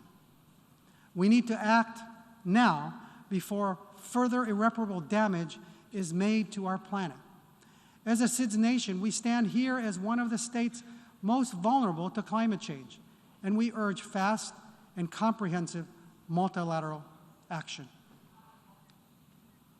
to mitigate the effects of climate change. Ocean-based climate action can play a significant role in shrinking the world's carbon footprint. The Ocean Panel has commissioned research that found ocean-based climate action can deliver up to a fifth or 21% of the annual greenhouse gas emission cuts needed to limit global temperature rise to 1.5 degrees Celsius by 2050. One of the major issues addressing the risk of climate change and climate-ocean nexus is our inability and lack of capacity in accessing climate financing. This further exacerbates our vulnerabilities, and we are not alone in this respect. Of the 20% of the climate financing provided on adaptation, only 2% of that support went to SIDS countries. Further, of the 2%, at least half of those funds were not in the form of grants, but in the form of loans. We urge the UN to address this inequality and reduce the artificial barriers to allowing small countries to access climate finance, and for the UN to create systems to address its charter and represent we the peoples, for all people. As a SIDS country, Palau relies heavily on the ocean, not only as its main economic engine via tourism and fisheries, but also as its food security, for its food security. A recent study on the Palau National Marine Sanctuary, or the PNMS, by Stanford University stated that rising temperatures will produce warmer waters that will hold less oxygen. These twin pressures will cause tuna and billfish that have particularly high oxygen requirements to migrate in search of areas with cooler waters and higher oxygen concentrations. These analyses project a 40% decline in skipjack and yellowfin biomass in Palau's waters by the year 2100 if we continue on this high emissions trajectory. As Palau prepares to host the 7th Our Ocean Conference in February of 2022, we reaffirm our commitment to sustainably manage and use and conserve our oceans. In 2015, we declared most of our EEZ as a Palau National Marine Sanctuary. But this is not enough. We need global action. It's time that the international community commits to establishing a 30% target that focuses on marine protected areas within and beyond our national jurisdictions. Mr. President, many of the challenges that will be presented here this week must be addressed within the framework of the United Nations as custodian of the world. To this point, Palau is undergoing a renewal of its Compact of Free Association, or COFA, with the United States.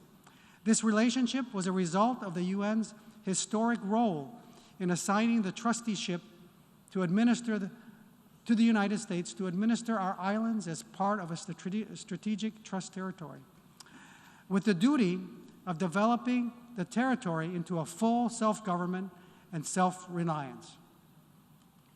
After 7 referendums, the people of Palau agreed to the Compact of Free Association in 1994, allowing the U.S. to exercise the fundamental elements of our national sovereignty, control over our national security and defense, and this enabled the U.S. to deter other nations' access to our lands and waters, and ultimately restricting our association with some members of the international community and limiting our prospective economic development opportunities. In this regard, previous COFA reconsiderations have been unsuccessful because of inadequate regard of the complex dynamics of the modern world and the compounding vulnerabilities Palau is challenged with. Regardless, I am confident the new U.S. administration will rise to the task and correct the deficiencies in previous deliberations.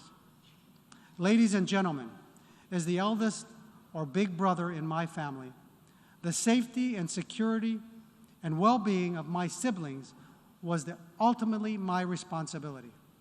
We grew up in a community as a collective unit, whereby I was always synonymous with we. This reassured us that no one would be left out and reinforced the principle that each of us reflected the stability and character of the family and extended community. This is a fundamental Palauan principle which I believe signifies the Pacific Way and reflects the UN system. Mr. President, this family, the United Nations, has the opportunity to reconcile global issues and through its collective membership, take actions necessary to develop, implement, innovate, and crucial solutions. This is our mandate, and we must not fail.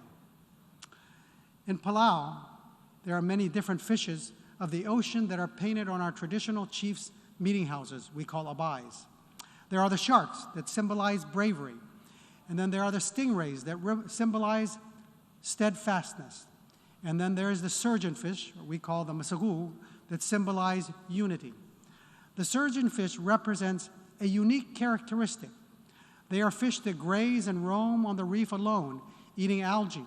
But once danger lurks, they all swim quickly from wherever they are along the reef and come together in a large school, resembling an intimidating ocean animal to provide safety and security for all. The nations of this world must act like the surgeonfish and come together, including Taiwan. Taiwan's 23.5 million people must also be given a voice. As our UN Charter states, we the peoples, all nations working together, can overcome the challenges of our time, from COVID to climate, and act with integrity and resolve to leave a better world for our children. Mr. President, brothers and sisters of the UN, I am proud to stand among you and champion a brighter and more sustainable world. God bless you all. Kompmal Masulang. Thank you.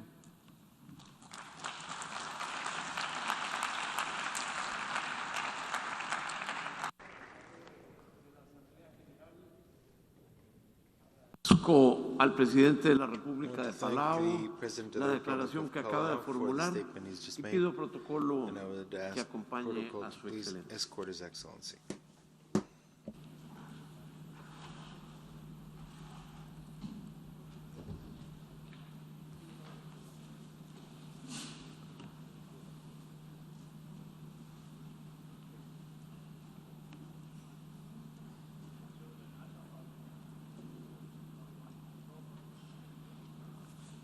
La Asamblea escuchará un discurso del excelentísimo señor Carlos Alvarado Quesada, presidente de la República de Costa Rica. Pido protocolo que acompañe a su excelencia.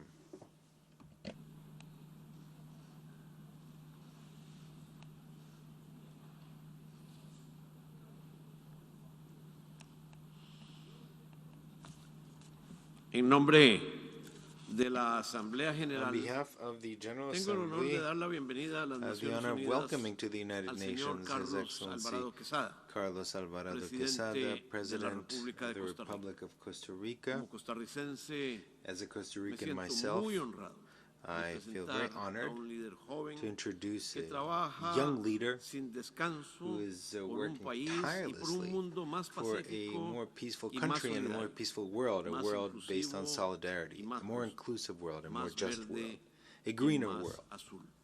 and Señor a bluer Presidente, world. lo invito a dirigirse a la Mr. Asamblea President, I would like to invite you to address the General Assembly. Señor Presidente, Mr. President, We will only be strong and prosperous as long as the world's most vulnerable people are as well. This is not some romantic vision of multilateralism. It is a reality that we see over and over again in the face of the common challenges we face. We are only as safe as the most vulnerable people are. This is the central idea of human security, but we find it hard to understand this truth, and in particular to carry out actions to protect all of us, leaving no one behind. This is a moral guide, a guide for action.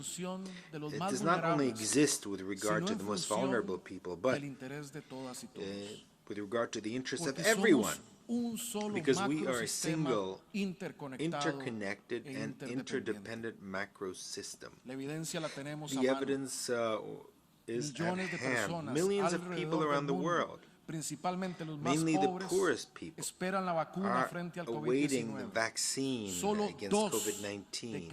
Only 2 out of 10 people in poor or lower middle income countries have received a first dose of the vaccine, while in high or upper middle income countries that number is 8 out of 10. This inequality is abysmal and tragic. The solidarity which resulted in COVAX has not had the necessary impact, and access to vaccines is completely unequal. Costa Rica advocates for COVID-19 vaccines to be available to all the world population as a global public good. The COVAX promise must be fulfilled, and the developed countries can make that happen.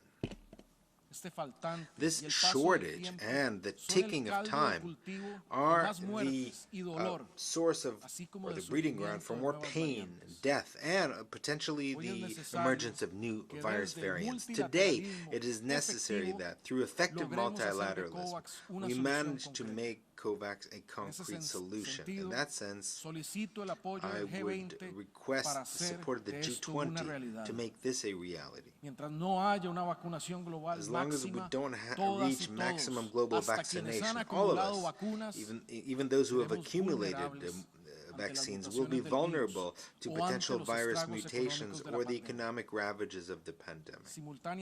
Now, at the same time, over the past few months, the past few weeks, we have seen how extreme natural disasters have hit the entire world, from Germany to Nigeria, from Australia to Haiti, from Kiribati to Central America, from the Philippines to the United States.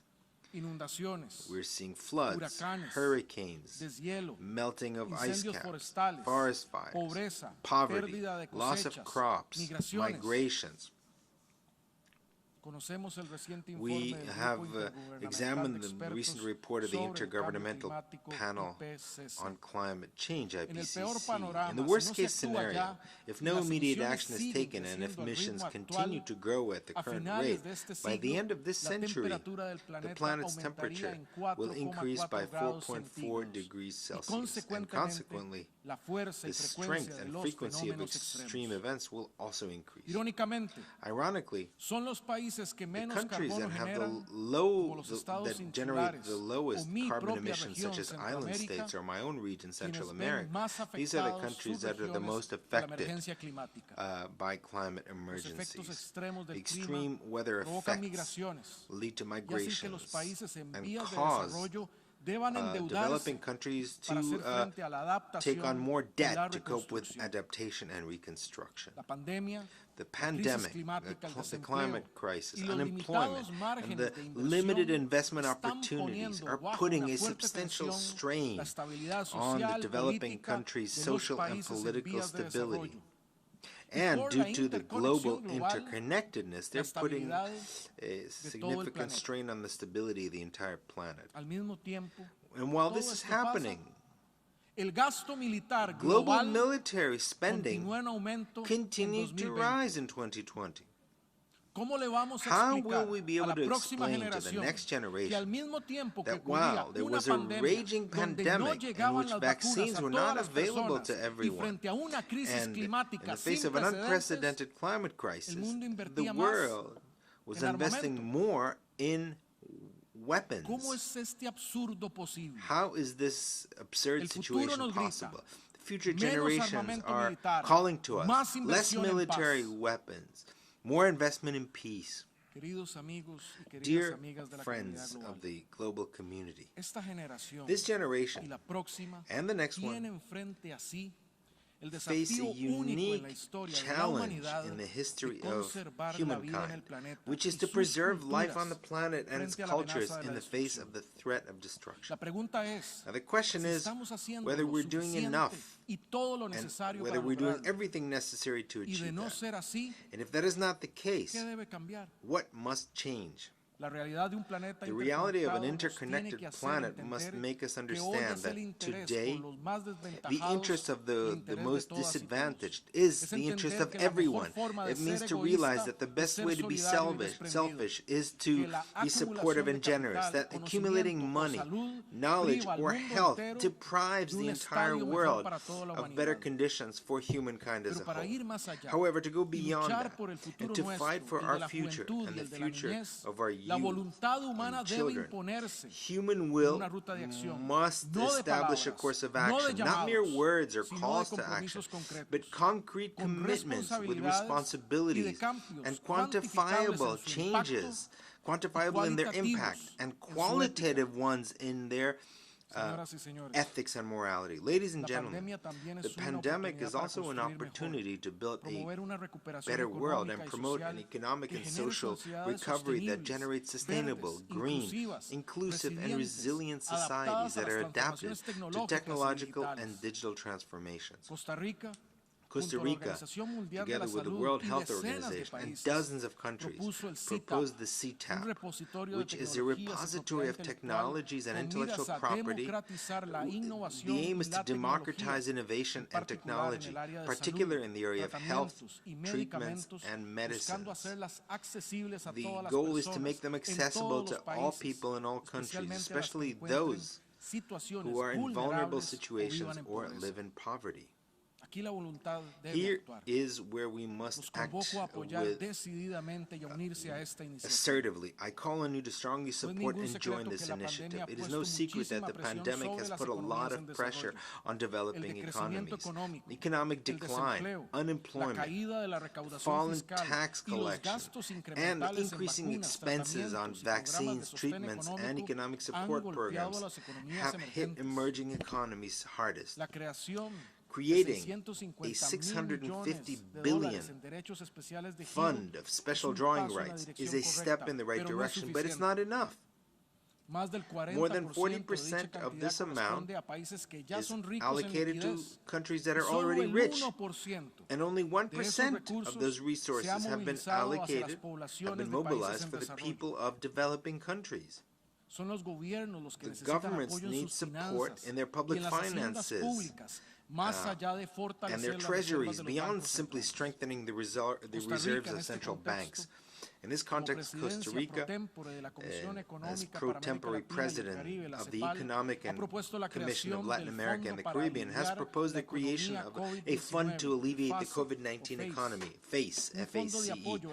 This is an extraordinary support fund of nearly $500 billion funded by 0.7% of the GDP of the largest and most robust economies in the world, those representing 80% of the world's GDP.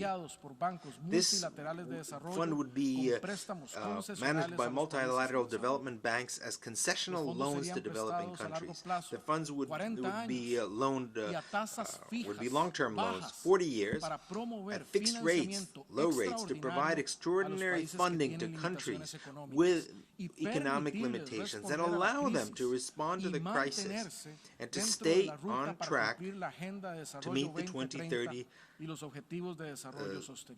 development agenda and the SDGs. For ambitious initiatives such as CTAP and FACE to be successful, the developed countries must step up. I dream of an agreement between countries like the United States and China, an agreement, a commitment to the world, not to focus on competing, but to cooperate in order to push the world forward. A world that largely depends on the determination of its leaders, in particular the leaders of the G20. And once again, I call on these leaders so that we can so that we can understand that interdependence between self-interest and solidarity are two sides of the same coin. We must have a positive ambition for the future of this planet. The 3 United Nations Conventions on Climate Change, Biodiversity, and Desertification are simply one reality, the reality of a planet that must stop its warming, global warming, that must preserve its life and ecosystems, and that must protect and restore the lands where food is grown. We must be ambitious. The objectives to be achieved in 40 days from now at the next COP. It is an imperative for the survival of humankind. We cannot lower our guard and our climate, or lower our climate ambitions in the run-up to COP26 in Glasgow, or in the run-up to biodiversity COP15 in Kunming. Costa Rica has set an example and has demonstrated that nature can save us and that sustainability and human development are possible. Also, for this reason, starting in 2019, we launched our plan to decarbonize our economy by 2050. But to date, only 15% of the Earth's resources are protected and 7% of the oceans are protected. Scientists agree that a greater area of the planet must be protected and restored in order to preserve it against the climate crisis and the accelerated loss of biodiversity. For this reason, the High Ambition Coalition for Nature and People, led by Costa Rica, France, and the United Kingdom as co-leader for the ocean, is a nature-based solution that aims, by 2030, to protect 30% of the marine and terrestrial ecosystems of the planet. It also aims to avoid exceeding the global temperature increase of 1.5 Celsius and promote the protection of the ocean. More than 70 countries have joined this initiative, and I invite other states to do so as well. We also make a call to stop oil development and exploration. And for this very reason, together with Denmark, we are launching the Beyond Oil and Gas Alliance, BOGA, for its acronym in English. Understanding and experiencing our interconnectedness and our interdependence on this planet is what can lead us to a new stage in development of humankind. It will enable access to opportunities for economic well-being for the most vulnerable populations, particularly indigenous peoples, Afro-descendant peoples, migrants, women, children and youth, internally displaced persons, and the LGBTI persons. It will put this new global contract into practice. We welcome the declaration of August 31st as the International Day of Afro-Descendants and the creation of the United Nations Permanent Forum of Afro-Descendants. In the framework of the bicentennial celebration of Costa Rica's independence, we have been reminded of our interdependence. It's an interdependence that must make us look back and support Haiti in these challenging times. Haiti was the very first country in the Americas to end slavery. That same perspective makes us raise our voices to stop unilateral measures that are contrary to international law and which affect the Cuban people. And at the same time, we must demand that the exercise of the fundamental rights of every Cuban citizen be respected, the right to assemble and express their opinion. Interdependence makes us advocate for peace and reiterate our desire for a world without nuclear weapons. Therefore, we call on countries to join the Treaty for the Prohibition of Nuclear Weapons, which has already reached 55 ratifications among 86 signatories. Similarly, we advocate for a nuclear weapons-free Korean Peninsula so that we can build peace together, stability and security. We reiterate, just as the High Commissioner for Human Rights, Michelle Bachelet, did a few days ago, we reiterate our deep concern about the human rights situation in Nicaragua. We are concerned about the imprisonment of political opponents, journalists, and students. We call for democratic institutions, respect and promotion of human rights, freedom of expression, and the press to have all the necessary conditions to operate freely in this brethren country. We recognize the Malvina Islands as Argentine territory, and we make a respectful call to settle this dispute peacefully. Costa Rica cannot fail to honor our international commitments to women and girls of Afghanistan. We cannot remain silent when the new regime does not allow girls to have an education. Educating girls today is the key to empowering the leaders of tomorrow. Friends, it is an honor to serve in this office, because this forum has allowed me to represent the aspirations and values of the Costa Rican way of life: peace, democracy, environmental sustainability, equality in diversity, and the defense of human rights. With hope, I say that this new global contract has a name, and it views as development as something that is circular, something that must be shared, something to invest in and to fund, not to accumulate. The new global contract makes welfare a circular good. That route was designed by humankind to achieve this new global contract, and it is called the 2030 Sustainable Agenda and its 17 SDGs. I would like to express the hope that history will remember this time, its people and its leaders, especially the most powerful and hence the most responsible ones, such as those who took this route and gave this planet a new opportunity. Thank you very much.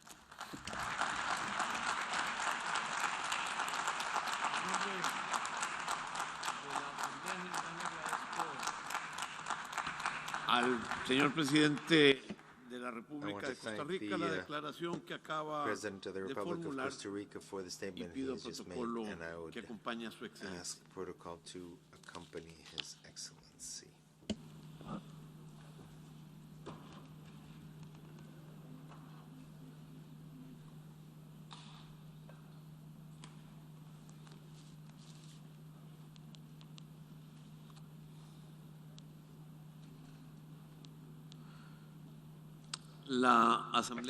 The General Assembly will now hear an address by His Excellency Andrzej Duda, President of the Republic of Poland. I request protocol to escort him to the podium.